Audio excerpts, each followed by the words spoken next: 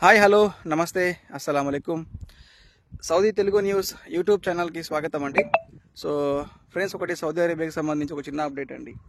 ఒక 2 days నుంచి మనకు సోషల్ మీడియాలో కొన్ని మీడియా ఛానల్లో కూడా సౌదీ అరేబియాకి నో ఎంట్రీ, తెలంగాణ వాళ్ళకు నో ఎంట్రీ, ఇలా రకరకాలుగా న్యూస్ చేస్తూ ఉన్నారు. కొన్ని యూట్యూబర్లు చేస్తూ ఉన్నారు. దాని తర్వాత కొన్ని న్యూస్ ఛానల్లో కూడా వాళ్ళకి అవగాహన లేని కారణంగా వాళ్ళు కూడా వీడియోస్ చేస్తూ ఉన్నారండి. సో సౌదీ అరేబియాకి వెళ్ళాలంటే కంపల్సరీగా స్కిల్స్ ఉండాలి, స్కిల్ టెస్ట్ చేయాలి, డిగ్రీ కావాలి, ఇలా రకరకాల న్యూస్ చెప్తా ఉన్నారు. వీటిలో 10% వాస్తవాలు ఉంటే 90% కూడా వారికి అవగాహన లేదండి. సో ఈ స్కిల్ టెస్ట్ అనేది కొత్తగా స్టార్ట్ చేశారా అంటే కాదు, ఇది ఎప్పటి నుంచో ఉంది. దాదాపు 1.5 సంవత్సరం నుంచి స్కిల్ టెస్ట్ ఉంది.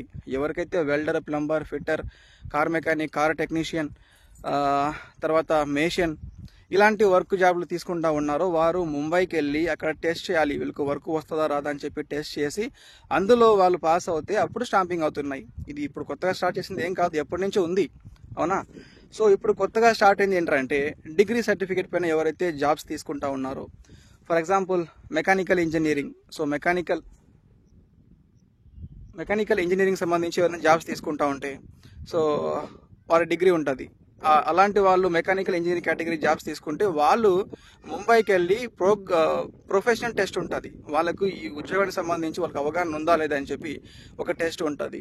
అట్లే కంప్యూటర్ ఆపరేటర్లు కానీ కంప్యూటర్ ప్రోగ్రామర్ జాబ్స్ తీసుకున్న వాళ్ళు, సో డిగ్రీకి సంబంధించి కొన్ని కేటగిరీస్ ఉన్నాయి, వాళ్ళు కూడా ఈ ప్రోగ్రామ్ టెస్ట్ ఉంటుంది, ముంబైకి వెళ్ళాలి.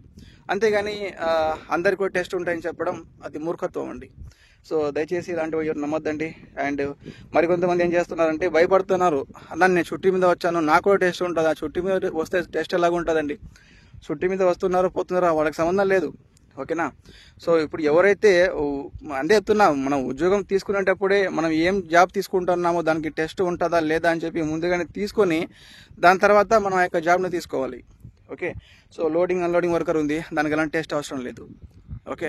అండ్ ఇంకోటి, టెస్ట్ అంటే కంపల్సరీ పాస్ అవ్వాలంటే చూడండి రూల్స్ వస్తూ ఉంటాయండి. ఎలాగైతే రూల్స్ వస్తూ ఉంటాయో మనకు నెంబర్ అంటే మనకు బ్యాక్ ఎండ్లో సెట్టింగ్లో పనులు జరుగుతూనే ఉంటాయి. ఇప్పుడు చూడండి, వెల్డర్ ఎగ్జాంపుల్ చెప్తున్నా, వెల్డింగ్ వర్క్ అతను రాకున్నా కూడా ముంబైకి వెళ్తా ఉన్నాడు. ఆ ముంబైలో ఉన్న కొంతమంది ఏజెన్సీ వాళ్ళు ఊరికి అక్కడ జస్ట్ అతను కూర్చోబెట్టేసి అతని ప్లేస్లో వేరే వాడిని వర్క్ చేయిస్తూ ఉన్నారు, ఫింగర్ వేస్తూ ఉన్నారు, సర్టిఫికేట్ ఇస్తూ ఉన్నారు. అంటే వర్క్ పని జరుగుతూనే ఉంది, జస్ట్ మనకు కొంచెం అమౌంట్ అనేది ఎక్స్ట్రా మన చేతి నుంచి పడుతూ ఉన్నాయి.